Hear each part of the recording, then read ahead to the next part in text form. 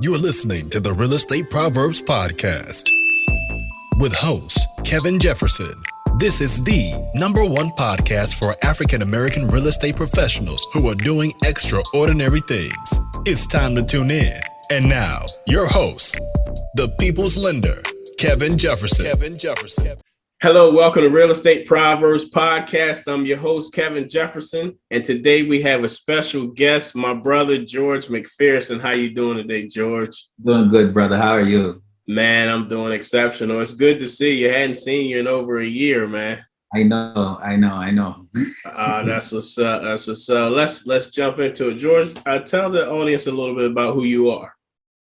Well, I'm a real estate investor. I mostly do buy and holds, but I also have a real estate academy that I teach all aspects of real estate investing. So, getting into real estate was something that was kind of easy for me to do because the simple fact that I saw so many people doing it and they had so much success in it. So I could see that real estate created wealth for a lot of people, so might as well just join the club as well. Gotcha. So what do you do for your 9 to 5? I don't have a 9 to 5. This is my 9 to 5. Yeah, I know. Full-time investor right here. That's what I'm talking about. Full-time investor. George, so where are you originally from? I'm from Jamaica, man. Born and raised in Jamaica. I came here when I was young. About 15, and then from there I was living in Orlando and then moved here. So met my wife in Florida. So with that, once we met in Florida, we was in college. A lot of things happened. Found out that she had lupus. We had a kid together. Found out she had lupus, and then a lot of stuff changed at that point. So we had to figure out things as they say. So she recently had a kidney transplant. She had kidney failure. So it was tough, but at the same time, that's the reason why we got into real estate. Gotcha. That's awesome, man. That's awesome. So how'd you get to Atlanta? Well, so the doctors, when we was in Florida, we used to do car sales. And the thing is, being in Florida is hot to begin with. So with lupus, you can't be in the sun. If you're being in the sun, it's gonna make it's gonna flare up even more for her. And then the doctors look at her and say, well, you have to leave your job. So she couldn't do car sales anymore. She always talked about moving to Georgia. She stayed in Florida for love at the time, she said. So I said, listen, you know what? Let's get up and move. The doctors wanted us to move to Seattle. I tell them absolutely not, because when I look at the suicide rate, that's the thing that just turned me off completely. And I'm from Jamaica, so on top of that, I love the sun. I love being close to the beach, so I didn't want to go too far. So we decided to move to Atlanta, and then from there, we're still here. How long you been here? Going on 5 years, about 5 years now since we moved here. Yeah, we've been here about 5. Well, we'll be here 6 years, October 2nd. So yeah, we came 2015. Yeah. So 5 years for us as well. We came here around the same time in August that we moved here. Okay. All right, cool. So you come from Florida, you was in car sales, and you got into real estate. How did you get into real estate? Well, the thing is, when I was doing car sales, I used to live in Punta Gorda, so Punta Gorda, Oz, and a lot of people there used to have these old people that come in and they're buying cars cash. And a lot of them say, I'll sit down and I'll have conversations with them, and I say, I'll ask them how they are able to do this. And a lot of them had real estate. And they'll sit down and I'll ask them questions. And I had one guy, because we built our house, and I had one guy said, listen, just start. That's all he said. He said, just start. Buy one property or so. But I've always looked into real estate at that point. I was always looking into real estate, but it just intrigued me enough to where I said, all right, let's just get a property. And then we start buying properties from then. And that's how I really got into real estate. So the property that you purchased, was it buy and hold, fix and flip? What was it? First property we bought was a piece of land. Okay. We bought a piece of land, and funny enough, we was gonna build on that land, and then we say, no, we're gonna keep it because eventually, you know, the upside of the market one day will work a lot more. So when we looked at that property, the person that purchased it for $32,000. The next property beside it was purchased for $67,000. We got that property for $5,000 at the time. So we was like, all right, we're just gonna hold on to it. And now that property is worth a lot more than what we bought it for. But it's just, we're in it for long term as well. So you still have that property? I still have that property right now. I'm actually thinking about putting a vacation rental on it. So that's one of the things that I'm thinking about doing, is putting a vacation rental on it, just so, because it's in a good location, and that property has salt water. It's on a saltwater canal. So with that, it will be a perfect kind of like a vacation rental. Gotcha. Cool. So you got your first property. Your first property is a piece of land. Do you still invest in land? Are you into houses? So with land, land is kind of like, land don't bring you any money, right? Because when you invest in land, it's either you're looking on it long term to where, all right, you're expecting that property value to go up over time, which we were expecting it to go up, or thinking it will go up, and it did. But long term wise, if you have that property for over a certain amount of time, you have to look at, well, how much you paid in taxes. And even though the property may be worth, say for instance, 10,000, right? You probably paid, you know, if I had paid 5,000 for that property, I have that property now for about 10 years. So if I pay $500 every year, that would be a next $5,000 that I invested in the property. So it's really not a win. I'm breaking even at that point. You get what I'm saying? So right. When you're buying land, it's like a speculation when you're buying land, because you're expecting that land will work more over time, or you're thinking about building on it, which we were thinking about building on it at first. And we're still thinking about putting something on it now. Gotcha. And I might have missed it. Is the land in Florida, or is it in Georgia? Yeah, it's in Florida. Okay, I can say you got some salt water in Georgia. I said, man, you brought it up here, man. I wish there was salt water close, because that's one of the reasons why we're thinking about, you know, one of the things is I hate the winters here. I love the spring. I love the summertime, but the winter here is like, I don't like the winter. So with that, you know, we're thinking about maybe having a vacation rental in Florida as well. So this will be a perfect opportunity as well. Even though we build this house, we could use it as our vacation rental. Listen, we go down for a week, we have that right there that we could stay in, and other properties as well. Right. Cool. So are you more of a buy and hold or fix and flip? I'll flip the property if it's fit for me to flip.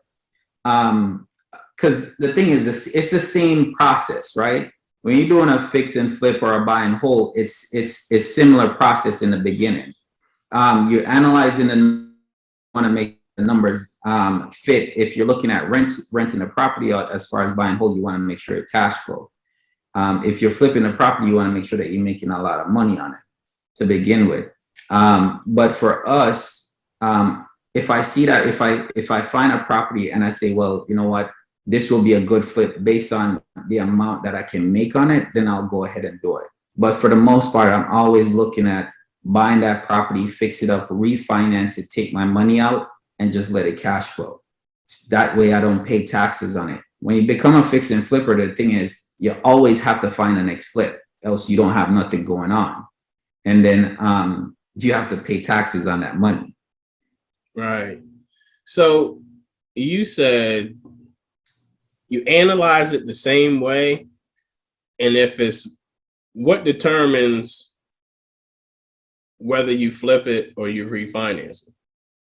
So, all right. So for me, if there's a lot of equity in a property, right? I always think about two things because I'm always looking at taxes. When you're flipping a property, you always have to look at how much you're going to pay in taxes. So a lot of times when people are looking at a deal and you're seeing, all right, after everything, you're going to make 40 grand on the deal, right? Well, you have to put aside taxes as well for that deal. Versus when I look at it and I say, all right, I could make 40 grand if I flip it, but if I go ahead and I do all the work to it, or I do minor work, I don't have to do the extensive work to get it to get the property to flip. Because when you flip in that property, you want to make sure that it's the best thing on that street, on that block, or it's up to standards to what the last property sold for, or similar to what the last property sold. But if you're doing a buy and hold, then you don't have to go all out on that property. You don't have to do, granite countertops. You don't have to do all that crazy stuff in it. You do enough to get that renter in there. And then once you get that renter in there, then you refinance it. So I look at it as if I'm supposed to do a fix and flip and I have to put 30 grand in that flip and I'm making, say, for instance, 30 grand. Well, what if I purchase a property and I only have to put down, say, for instance, 10 grand in the property or 5 grand in the property, and then I can turn around, refinance that property and take the money out. And now I don't have to pay taxes on it. So I still take my money out. I still have some money and I'm cash flowing on that property same way. And that property is providing me with something all the time. So with that strategy, why would anybody fix and flip? I mean, because, some people look at it as they want the money right away. The thing is, and it's long term, right? Because when you're doing a fix and flip, a lot of people might say, well, why would I want to make $500 a month on this house? I might be cash flowing $500 on the house, but I'm going to make 30 grand on the house if I fix and flip it, right? And the thing is, when you get that 30 grand, then you have to pay taxes on it, right? But if you go ahead and you keep that property over time, you're getting a cash flow on it. That's why they always say when you're fixing and flipping, you might make that 30 grand right away, but then you might not have another flip for a good while. You have to find properties to always flip. And right now in this market, it's so competitive, you're paying a lot more. Sometimes you don't even have room, right, to do a fix and flip. So I'm seeing that a lot right now. Versus, I buy a property, I know that it can cash flow and I can take out a lot. I can take my money back out or most of my money, then I'm good with it. Wow. So with the buy and hold, once you've repaired it and you look to refinance it, how long do you have to hold it before you can refinance? Well, it all depends on the lender you're going with. So for me, if I want the money right away, then you could go to hard money lenders. Hard money lenders typically will give you that refinance right away. Versus if you're going to a traditional bank, the traditional bank, they don't like to see that. They want to see you have the property for a minimum 6 months to a year before they'll be able to do it. Now you're gonna get a better rate. I like doing it with the traditional banks because you're gonna get a better rate than if you go with hard money lenders and you're gonna have less fees. But at the same time, if you need that money out of that property right away, then you could go with a hard money lender. Wow. So 6 months to a year. So how do you initially finance the property? Well, if you're doing a fix and flip, if you're doing a property that needs a lot of work, then the easiest way to do it is go with a hard money lender. Now, recently I haven't been using hard money lender. I've been using private lenders. So I have people that I could go to and partner up with to get that money. Versus if I didn't have that as far as, partnerships, then I would have to go to a hard money route, because you're not going to be able to go to the traditional bank to get a fix and flip loan unless you're going into 302K, which that property have to be a personal residence for you to do that. But apart from that, you have to get some kind of private money or hard money lending to acquire that property, and then you look to refinance it afterwards. Okay. So currently, how many buy and holds do you have? Right now, I'm down to 7, and I'm looking to get rid of a couple more, because right now the market is hot. I have a lot of colleagues that, I have some colleagues that they're just selling off all of their properties, and you have to, no matter what, you're gonna reach to a point to where you say, well, does it make sense for you to hold on to the property? Because when you purchase a property, you have to have some kind of exit strategy. What is your exit strategy going in? When it gets to what value will you sell it? And for me, it's reached that value to where I'm saying, all right, I'll sell it. So I'm looking at a lot of properties to sell them right now. Got you. So 7. So are you a single family, multifamily? I have multi-families in there as well. Okay. All right. Are they all in Georgia? No, they're not all in Georgia. So I have in Georgia, Alabama, and Florida. Okay. So you invest outside. Right.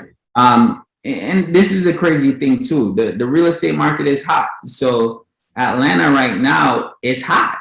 So people are spending a lot of money for properties. They're even where you used to find investors that they will not go over a certain percentage of the ARV. Some investors, you find them, they say, listen, I'm not going over 70% of that ARV, right? Now you have investors that will go up to 85% of ARV, right? Because they want something.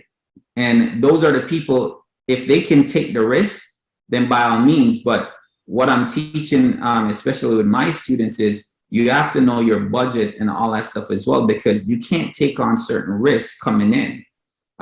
Because there's going to be investors that they have more money than you, so they might be able to take more risk on. You have fix and flip companies. You have guys that run fix and flip companies, and if they don't have a job, then their contractors are going to go somewhere else.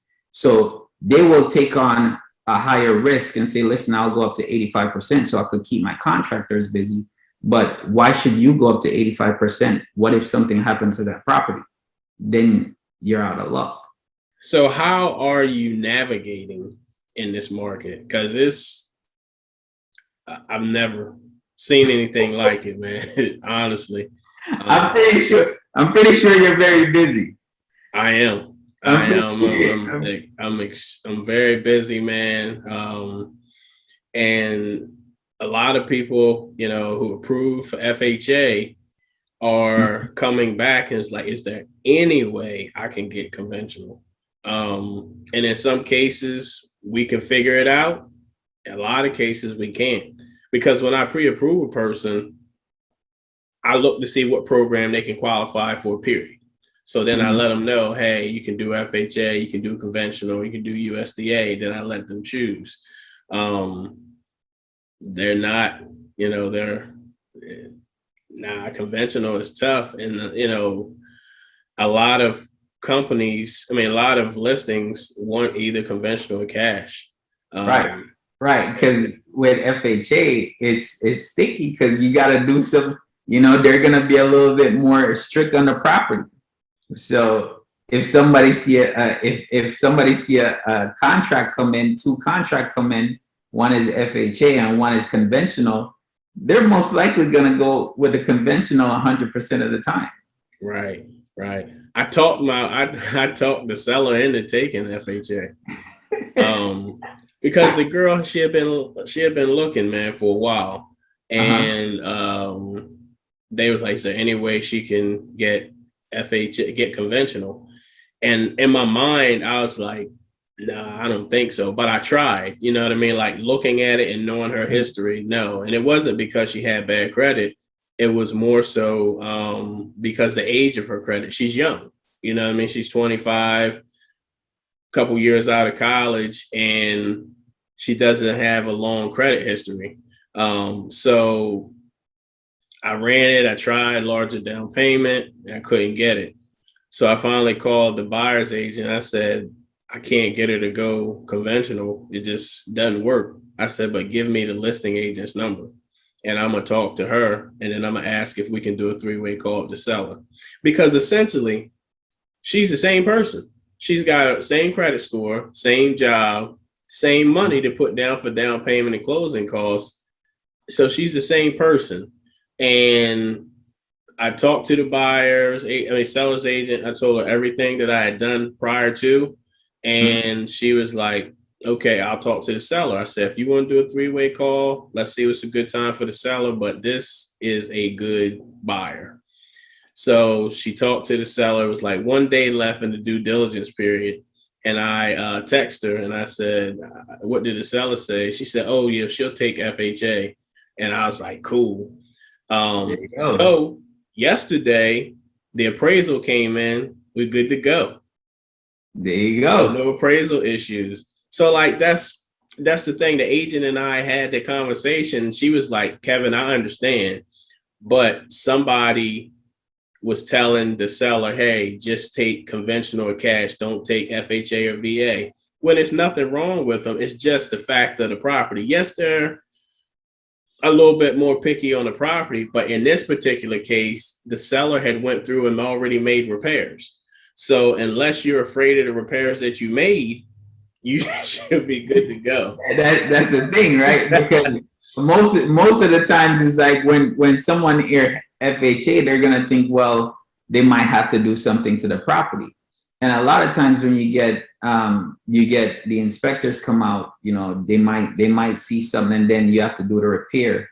Because I went through a FHA loan before, and I did everything to make sure that the lady could get it, because I understand that point as well.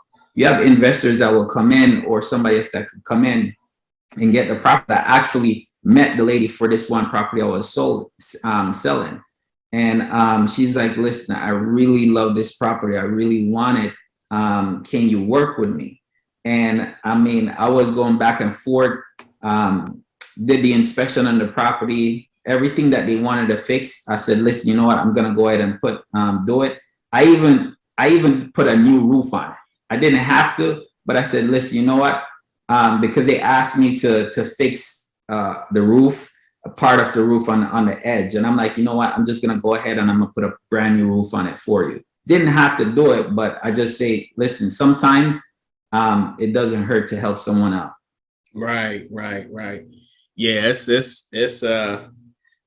it's a crazy market, man. It's a great opportunity for sellers to sell. It's a good opportunity for buyers to buy because of the interest rates, but it's just it's different. I mean, one of the things that I talk about that I see a lot is people are getting crazy though.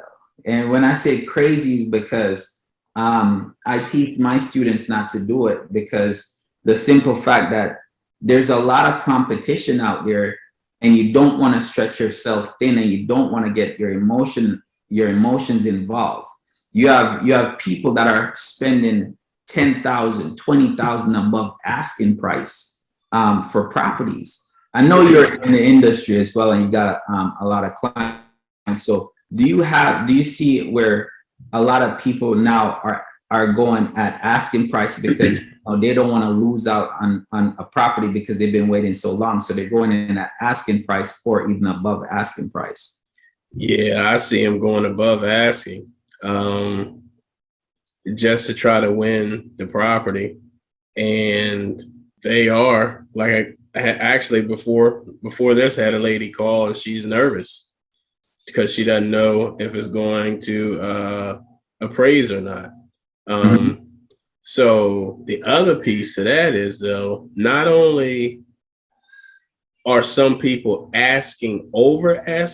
offering over asking price, they're also putting stipulations in the contract to where if it doesn't appraise, the buyer brings the difference. Mm-hmm. So, Mm-hmm. so this is, like this is a different conversation, right? Because, if you're watching, I'm sorry, this is just my opinion. I have them agents offer over asking price for their client, 10, 20, $30,000, and say they're working in the best interest of their agent, of their client, but then they asking me about interest rate. Yeah. Like, you're doing the same thing. Like, if I give them the lowest interest rate I can give them, and then you go over $20,000, $30,000, that's just like getting a higher interest rate. Uh-huh. So luckily I've been blessed though, man. I've been blessed that I haven't had a ton of clients do it. And that's the one thing is I fight for my clients, man. I will, when I say fight, I'll talk to the listing agents. Like I told you earlier, I'll talk to the seller and just kind of let them know. But in some cases, it doesn't even get to me. Like, it's been cases where I ask for the listing agent's number, I get it, and they don't call back. And I get it. They got so many offers. I'm probably not the only lender calling. Right. So to me, it doesn't make sense. Like, we're looking, and I had to have a conversation with my wife. I was like, we'll get over asking for our house, but I'm not paying over asking for another one. Like, it just so that's the thing. As an investor, it's the best time. That's why I said with me, it's the best time to sell properties. And the thing is, if you're an investor coming in, if you're a new investor coming in to purchase properties, you have to be aware of certain things. That's why I teach my students, listen, you can't just go in and be emotional about properties, because if you overspend, number one, the property you think will cash flow, now it's not going to cash flow as much, right?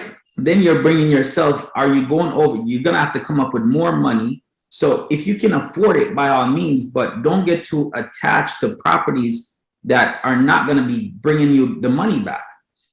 It has to make sense when you purchase a property.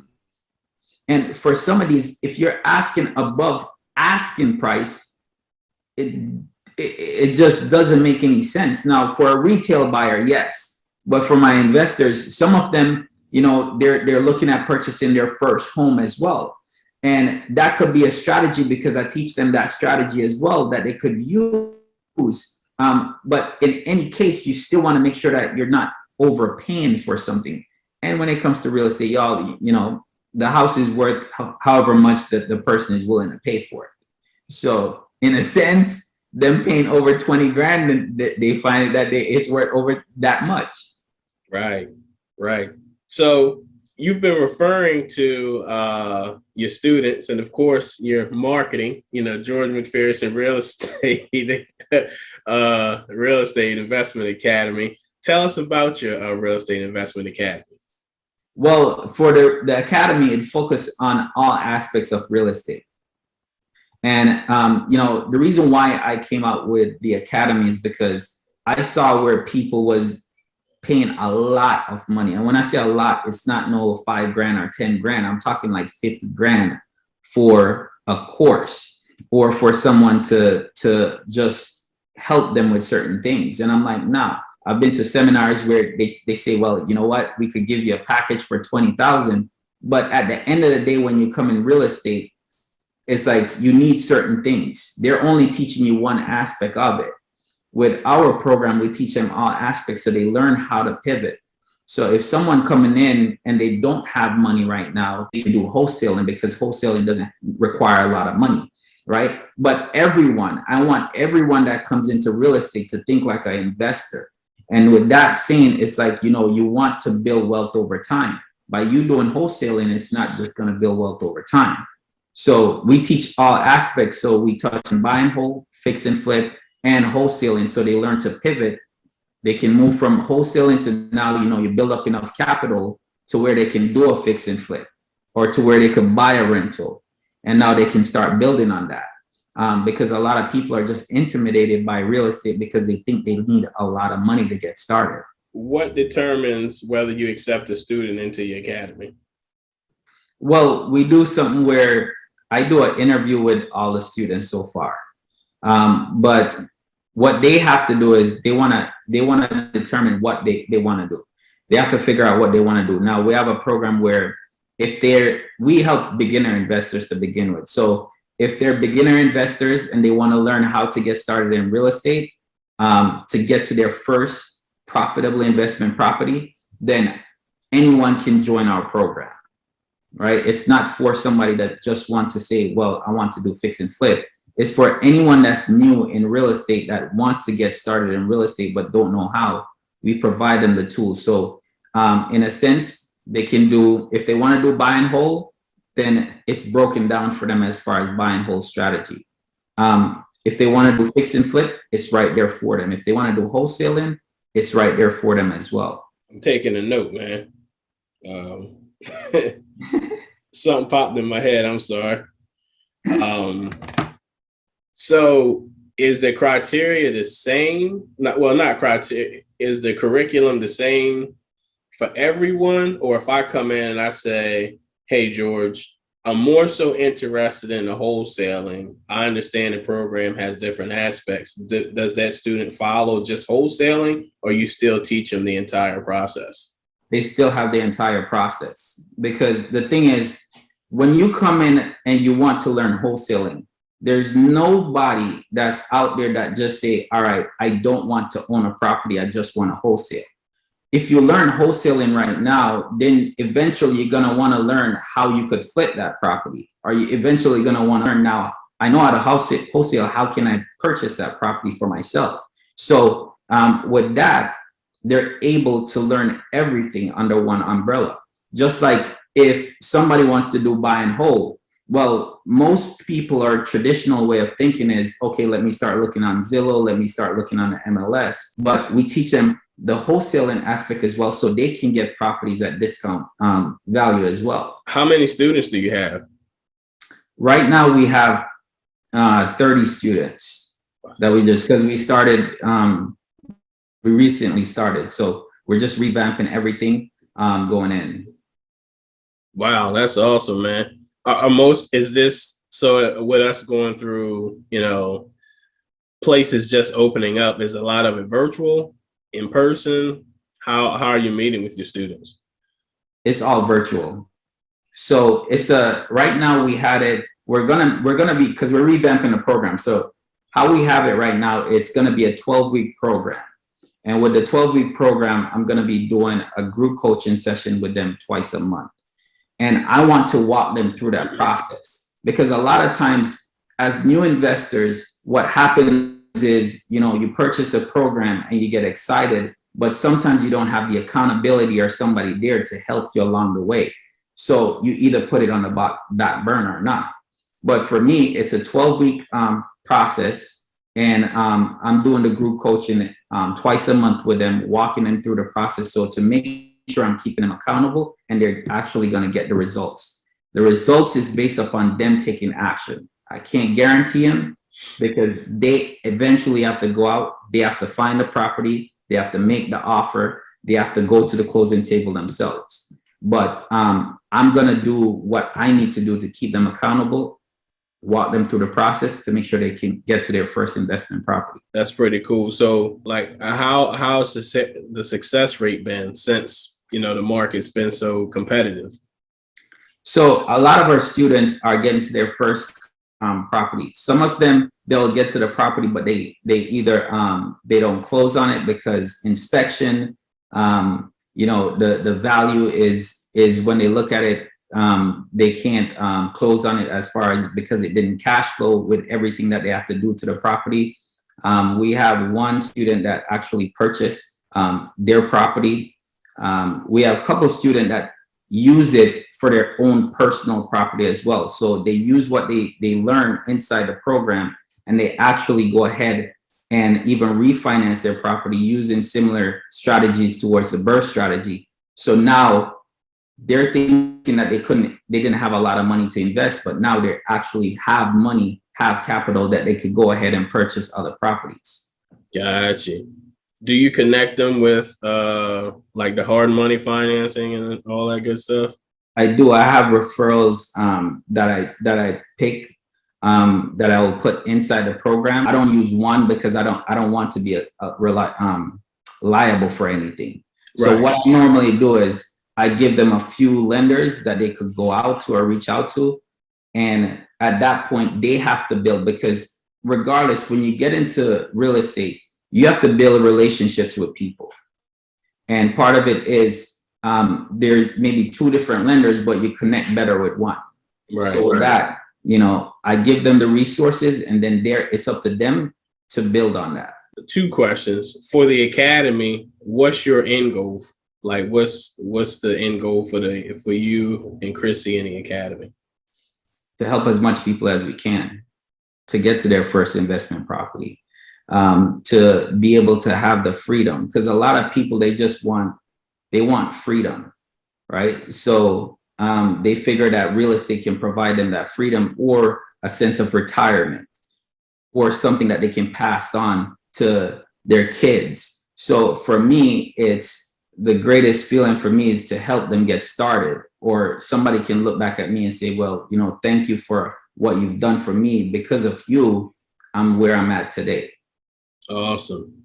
So your students are nationwide?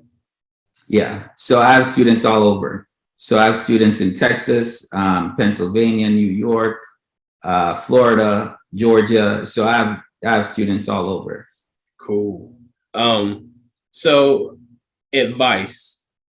If I'm a beginning investor, give me 2 action items you would tell me to do to get started. To get started, make sure that you're networking with people. By building your network, you're going to be able to grow your network. And because when you have that team, then you know where you could go, as far as, you have your realtor that could help you with properties. You have, say, for instance, your lender that you could go to.